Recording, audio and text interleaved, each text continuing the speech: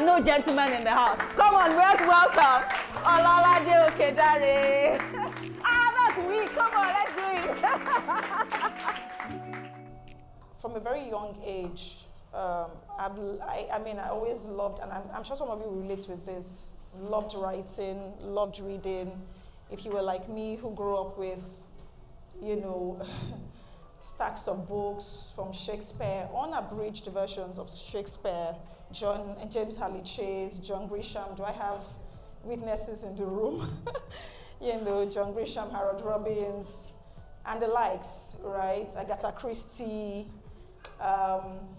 Anybody can relate to those books? Yeah.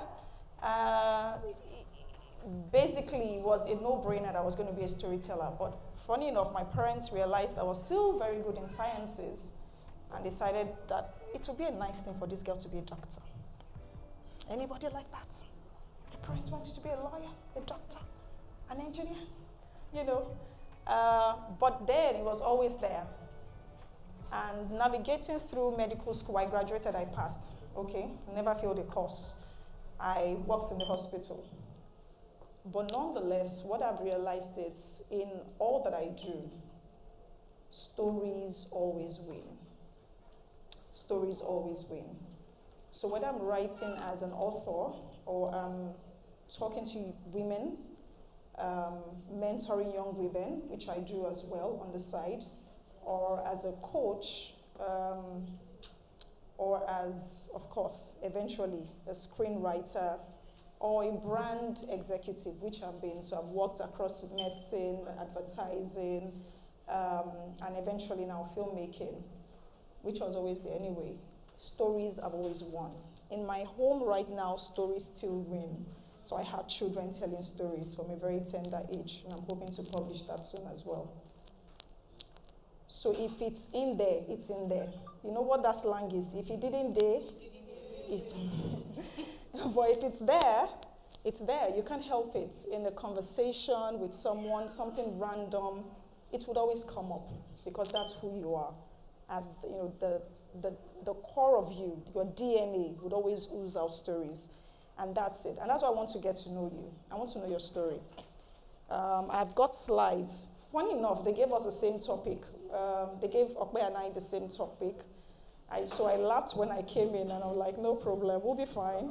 I can see she sort of laid a very great foundation. She's an amazing, amazing storyteller. I've known her for almost 2 decades, okay? Almost 2 years, since we were teenagers, actually. So yes, I've known Okpe very well. So she's an amazing storyteller. So I have no doubts that she's laid a great foundation. I've heard some of the spirited conversations, the back and forth, the rebuters. That is fine. I'm looking forward to it. I love a great conversation. I like when people have an opinion and they can stand by their opinion. I think that's so beautiful. That's what gives you a voice. There's a topic I like to take in my labs, my story development labs. And the very first topic we take is finding your voice. Finding your voice. And I like it because it gives you an opportunity to realize that your voice is valid, that your desires, what makes you angry, okay, what ticks you off is valid. It really might just reveal to you who you are. And many times we've grown up in a society that's, sort of stifled people, told them not to speak up, just conform. So I'm not scared of people not conforming, because in that is a story. In that is a story. And I'm hoping that today, when you're leaving, you will truly go with stories that are truly, how do I put it down? A symbol or representative, or how do I put it? A product of what you really want to say. Why is it that it looks like we don't have unique stories here? We are saying the same thing. It's important that you find your voice and you stand by it. As a child, I was really precocious. I didn't understand it. I embarrassed 1 or 2 pastors in church because I would stand up on a Tuesday service, Bible study, God bless them. There was always question and answer afterwards, and I would raise up my hand. I'm like, why would you blame somebody who's falling through marriage? If Jesus were alive when Jesus was here, would you have followed Jesus? would you not have killed him? Who says that Jesus was Jesus? If you were alive then, would you have believed? Really? It's easy to read it in the Bible now. There was no Bible that they were reading. It was just a son of a carpenter claiming to be what? Born of a virgin. You would have gisted about it on Twitter. And said, see them, see them, see them. See all of you now. So at the end of the day, because we're going to be writing stories, everybody I hope you have your writing, parts and everything. You are going to be writing a story. I want to hear your voice. For once, speak out. You do not have to write a soppy rom-com. Where are our sarcastic, witty comedy writers? You know how to do it when you're chatting on Twitter. Now they say you should write a script. I cannot see it. Because we are all conforming to something that does not even exist. Who set that standard? We must break free, honestly. We must dare to say something that is uncomfortable. I have stayed in rooms and I've said uncomfortable things, and you must be able to live with it. But when you're true, you know. You've dropped your truth, and you've left empty. So that's me. That's Ololade. Just told you a story about me. My type of storytelling is such that I love to work in rooms with writers. And I've been privileged to work with writers across Africa, Mozambique, South Africa, name it Kenya. I'm just trying to remember the other African countries. I love to hear different perspectives, okay? You'll be very surprised. Something that you're holding to your chest very tightly. One South African just come and like, hey, chai, my friend. And they'll just laugh at them like, no, this is sacred in Nigeria, you see? And you realize your world is so small.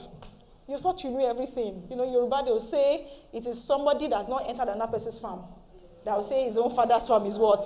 Is the biggest. It's a lie. So yes, let me get to meet you. Let me start with my smiling sis. Hello. Introduce yourself. So just let me know your name, what you've done before, okay? Or what you're hoping to do.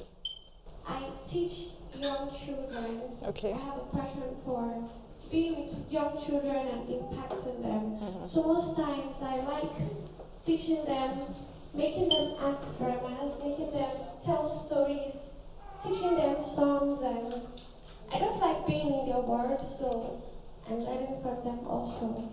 So what do you want to do going forward with this? Sorry? What would you like to do going forward with this?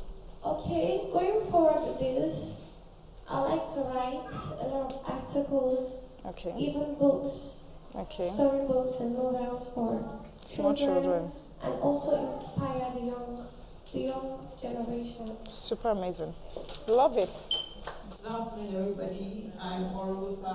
I'm a writer, director, producer, storyteller. Basically, what I like to do is I like to tell stories in different ways across different pursuits. So most especially, for example, growing up, I'm number 6 of 7 children. The first 6 are girls. Last born is a boy. I was born in a very patriarchal, anti-women voice Benin City. So growing up, I have gone through a journey of basically fighting to hear my own voice amidst the voices of society. So going forward from here, I would like to tell stories that basically and quite powerfully tear down stereotypes. Yeah, go for it. And how women and young girls see themselves in their society and how they see themselves in the future. Super. This is not my topic, but I sort of sensed to help you guys get to this point, because if you're going to talk about advocacy, what you just said made me realize there's something I need to share with you. You are, write this down if you want to, you are the first character in the story you want to tell. You are the first character in the story you want to tell. And until you have gone through a transformative arc that you think you want to take your character through, you would not be able to tell the story you want to tell. I'm going to break it down again. You are the first character in the story that you want to tell. And until you have gone through that story arc, that character arc, I believe you've been taught character arc. Have you? Okay, don't worry, I will explain to you. But let me just write it down.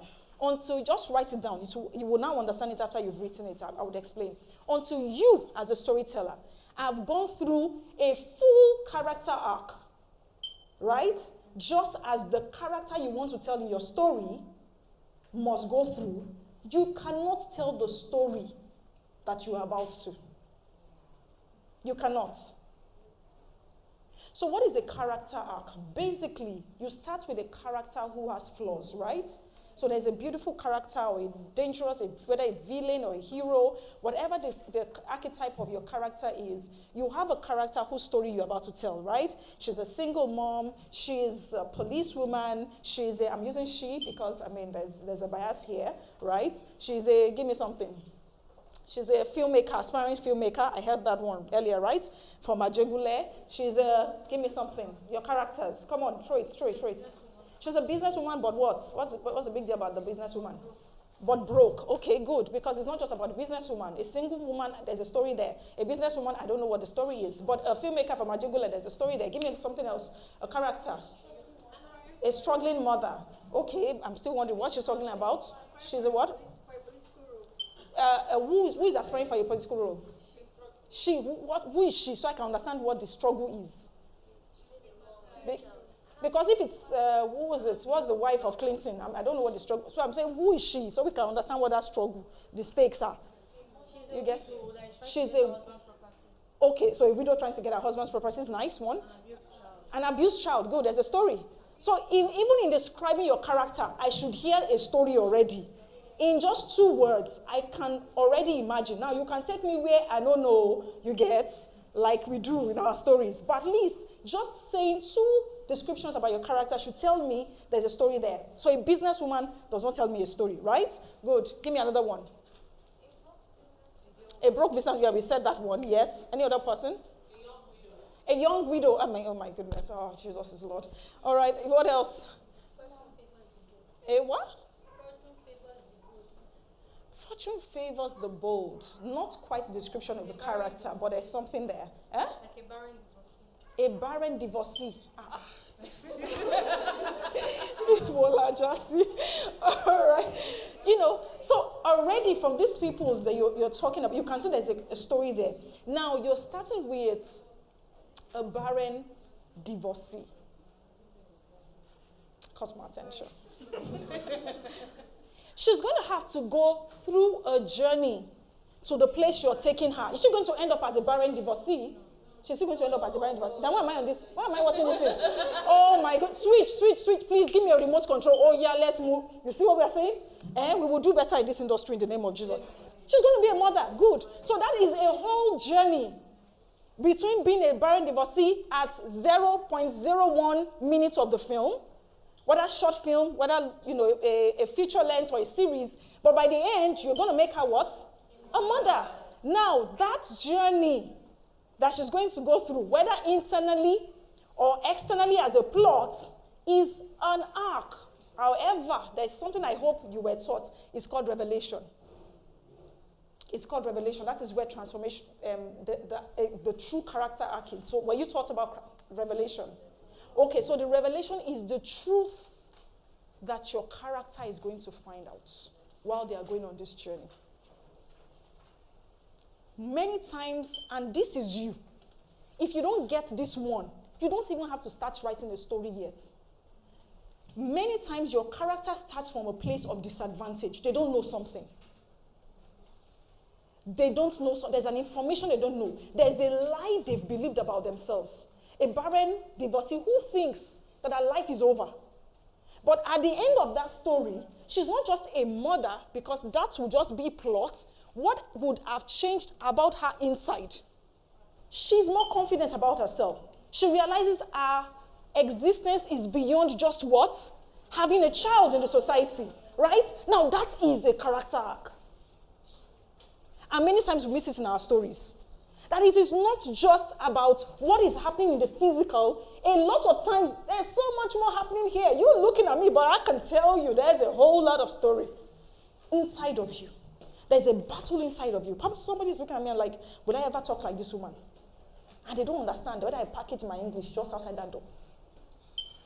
But someone is thinking about it right now. Someone is thinking, this is all good and fine. When I get home, what are we going to eat? I go tell Mama, say, I don't go program since morning. It don't bring money. Someone is thinking that right now.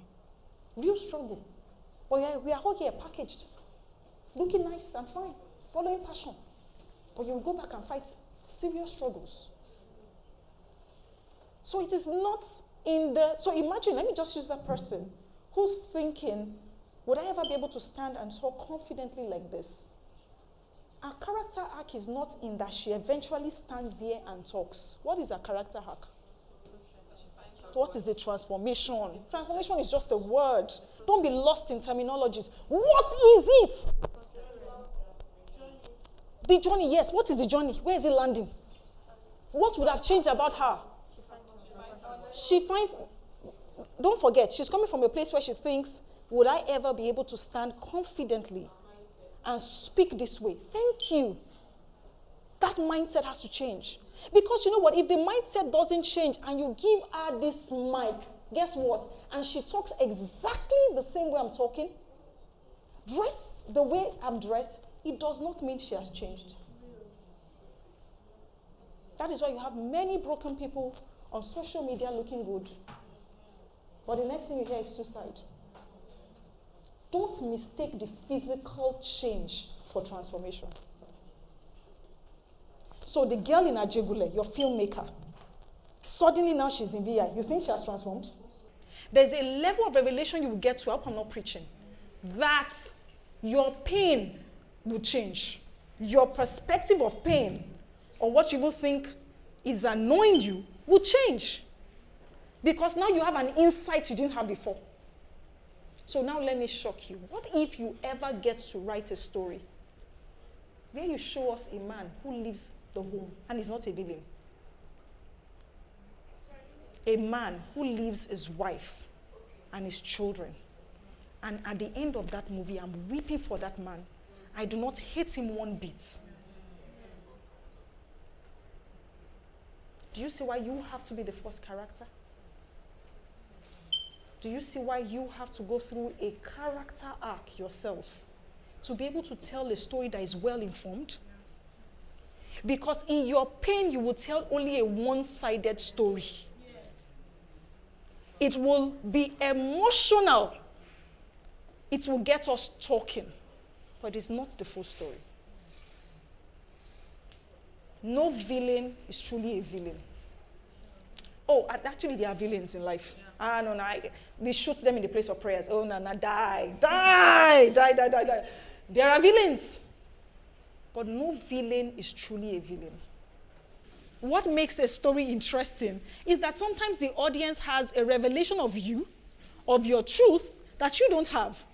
And they're listening and see this guy where they follow. We can see you're about to what? Enter what? One chance. But does the character know? Umba, you are that character I'm talking about. There is somebody in your life right now that knows the truth about you and you hate that person. Sorry. You hate that person. See, what I'm trying to do is to make you put your own life on the page. When you have done that, when you have bled on the page, now you can write a story. And many writers, it's very hard to go there. Again, like I said, my sense of coming here today is to talk about you. I don't know why, but I just sense that some people need to confront their own demons. Because until you do, you would have a tainted, blurry lens through which you want to tell the stories you want to tell. And we would be able to know. When you're telling that story, we'll be able to tell that. And it does not take away from the truth of the situation. So let me give you an example. Someone wants to write the story of an abused person. We are not about to say abuse is good, right? Yeah. We're not about to say don't go out there and say stop abuse. But there's a way you will tell that story. Everyone will find themselves in it. So put it down again. Have you written it? What lie have I believed about myself? Take a minute, close your eyes, and reflect. Perhaps today might just be, and I'm hoping, I'm praying that you would, find a whisper on the inside. A whisper that you've ignored for too long.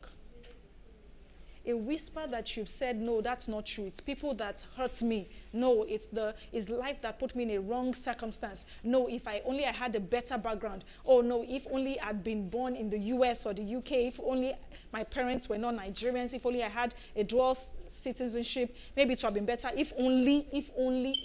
Those are the lies. Be truthful to yourself. What does that whisper, what is that whisper telling you? That this is a lie you've believed. Just like the person who eventually went to her father's family, she had been told they were ogres, that they were Shreks, and got there and realized that they were the sweetest thing ever, or sweetest people ever.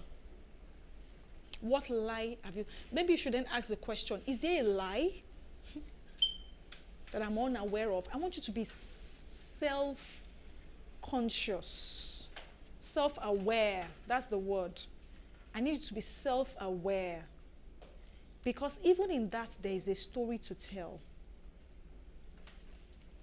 I want you to become self-aware. Tune all your senses and ask, what decisions am I making now? Or what decisions have I made over and over and over again without any results?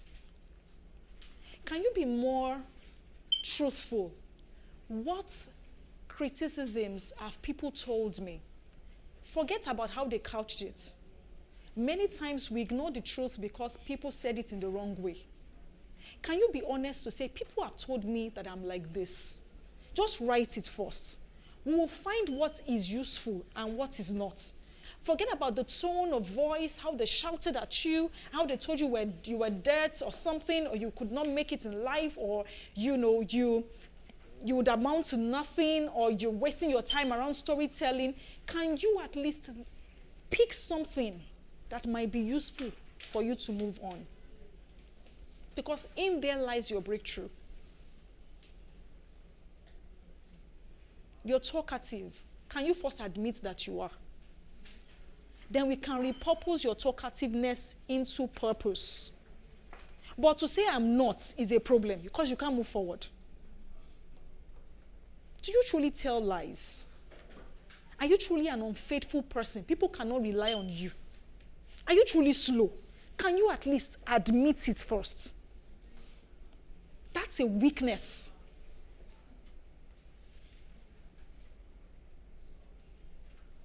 So if you've written that, just let it lie down there and then say to yourself, but what do I know are my strengths?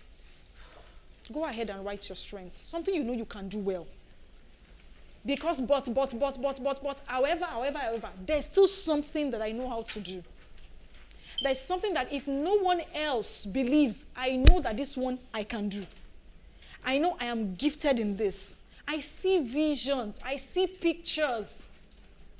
People may call it witchcraft. I talk on the road to myself. But hey, I see visions that are compelling. I can't help but talk to a character in my head. They called me crazy. That is fine. Put it there. It's useful. You will use it one day.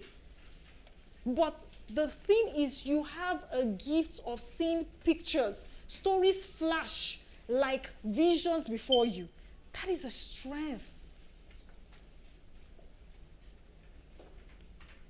I like to be on my own. People say I'm not sociable. But when I'm on my own, I create a world that nobody would ever believe. And I've never written it down. I'm scared that they would know. It's a crazy world. I see dark stuff. Dark things. I see spirits. I see demons or angels. It's fine. Write it down. That is a gift. What an awesome gift. What is unique about you? What is the one thing that you've never told anybody? A pain you've gone through, you've never, or even if you've told someone, it's just one person. Something you know you would dare not tell people about. Don't describe the experience, don't describe the incident, just tell me the pain. Write it down. What's the pain you feel, the trauma? If you were raped, you don't have to describe your rape. Tell me how you feel. I feel like my soul was wrenched from my body. I feel like I've been robbed. I feel like someone tore through me. My soul is torn apart. Put down that pain. Put it into words. Force yourself to face your pain. I was not understood at home. I felt like I was a child picked off the streets with no father, no mother. They don't love me. I feel alienated. I feel like I'm a ghost in this house. No one speaks my language. Put it down. Write. Actually write.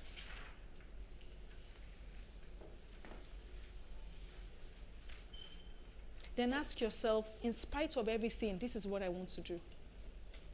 This is who I want to be. I don't care if they say it's impossible. I don't care if they say it makes no sense. It doesn't conform to what is expected of me. I don't care the pressure at home, the people you have to feed, the expectations. Who do you want to be? Who do you want to be? What do you really want to do? What do you want to do? Tell me. What do you want to do? Write it down. Don't just use a word. Express yourself. And if a word captures it, that is fine. Write it down. This is where I want to be. If you can't find one word for it, just say it. I would like to help people be this, this, this. You've never seen it done before. Write it down. And after you've written it down, I'm going to give you time. Just write it down. Pour it out. It could be many things. In fact, maybe that's the problem. You don't even know which one. You want to be many things. Write everything down. If you've written that, ask yourself, who else has gone through this and actually surmounted it? Have you done that research before? Who else has been in your situation? A filmmaker who had to sleep in his car. I mean, that's even in Nigerian standards. You even have a car. But abroad, it's not a big deal. Sleeping in a car abroad is, you are really homeless. In Nigeria, if you have a car, sell it and get a face me and face you. That was Tyler Perry. Slept in the car, homeless. That's why that dude is going to buy everything he's going to buy. He's going to buy everything because he's been there. Slept in the car in the cold. Maybe you don't know what that means. In winter. Car eater, really? How much fuel have you got? Who has overcome these obstacles that are so large, so big, right now to you? Have you ever found out? If you've not, write it down. I need to Google. Who has been in this situation before and overcame it? Who has been there?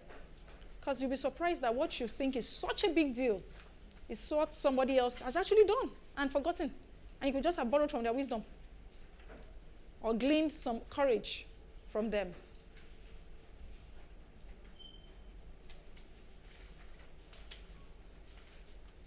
You've written what was stopping you internally, externally. Now, who do you need to be? Go back to those things you wrote internally and externally. Write the opposite. If you're afraid, that means you need to be what? Courageous. Go back to that thing and write it. This is who I must be to fulfill my dreams.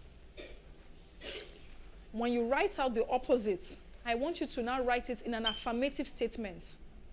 I am bold. I am courageous. I am strong. I am healthy. I am rich.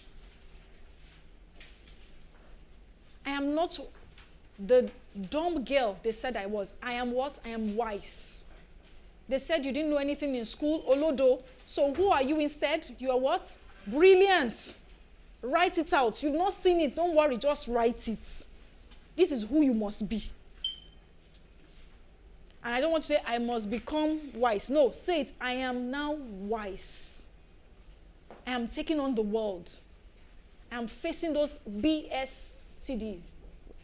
I will not mention it. It's a French word. I'm confronting them. I'm taking my power back.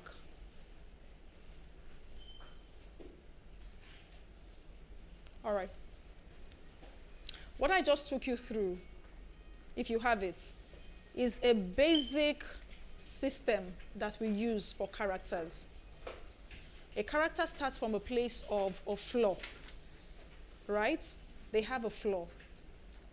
There's a lie they've believed, but they also have a goal, right? They have something they desire. It's called the 7 story steps. There are many story steps, but don't worry, the 7 story steps start from what? The strengths or the weakness and need of a character. What the character thinks they are in the beginning, but what they need to know that they really are or could become. They have a desire, something they want to achieve, a goal they want to achieve. But there's always what? An opposition. Something, an obstacle, a person standing in their way. And then they have to go through that journey of actually doing what? Becoming who they've said they want to become, in spite of these conflicts and obstacles. And eventually, to become that person, they have to come to a place of self-realization, revelation, like I said, a self-realization. And that's what I made you go through. To say, I am actually not dumb. I'm actually smart. I'm actually gifted. I'm not a witch, actually. I'm a dreamer. That's power. I'm not health or something challenged or disabled. Actually, I have a skill. This is a setup to do something people would never have been able to do because they've never been in those shoes. There's a short movie we made on postpartum depression on YouTube. And the joy for us was in the comment section. You know, when you make somebody write the whole story of their life on YouTube, it means it's really hit them deep, right? Someone said, I recognized every single stage of this film, every single one. I mean, it was a long story. Beautiful content, every single should watch before you say I do. I'm not married yet, but I truly learned a lesson. Beautiful film, movie. I love the fact that you're addressing it realistically. I love and admire a turn. So this was the arc, the character arc. I love and admire a turn when her husband changed and became supportive. Her joy and cheer was second to none. She came alive. Next slide. This is beautiful, sad at the beginning, but full of lessons at the end. Or this is cute, I've learned a lot. A must watch for all husbands, wives. Where did you guys get my story from? The couple are namesakes. You know, she told her own story as well. This is one of the best movies I've watched. I've learned a whole lot, even as an unmarried woman, blah, blah, blah. This is really insightful. When I went to another story, such a powerful movie. I'm glad this was done. I'm glad you're raising awareness about these issues around childbirth and what comes after. Next slide. It was 3-0. So maybe we've jumped one. 1, 2. Okay, so this is it. I cried watching this movie. It brought back memories. Nobody ever remembers to gift a mother a gift. To get a mother a gift. From now on, I'm always going to get a new mom a gift. Beautiful movie. Mothers goes through a lot. Thank you. What's it called? When she cried, tears came out of my eyes. So detailed. Every woman deserves a caring man. Thanks for the inspiration. Is it possible? Okay, new moms and blah, blah, blah. Reality be eating basketballs. When I learned, I didn't have to do blah, blah, blah. I cried so much. God bless you. I've learned how to preserve my future wife after our first child. What did you say? So that's the only one that is. No, there were other men there. No. There were actually other men. You know, there were other men there. Now, these were some of the comments that we got from this movie. I have a tendency, and this is why, and I'm almost getting teary just talking about it. Whether I'm writing a novel, and I've written a novel based on sex workers, I literally had to go into a brothel and befriend sex workers for a while. It was dangerous because, you know, they have pimps, you know, but I went in there as a doctor, so that helped me. I lived their lives. I needed to know what they were doing, you know, how they felt, what their dreams were.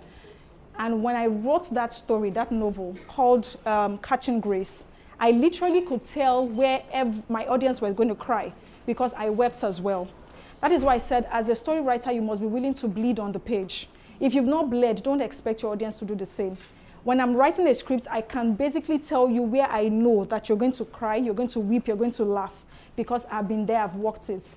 I wrote this story shortly after I had my second child, and I knew that I needed to do a good job of speaking about postpartum depression.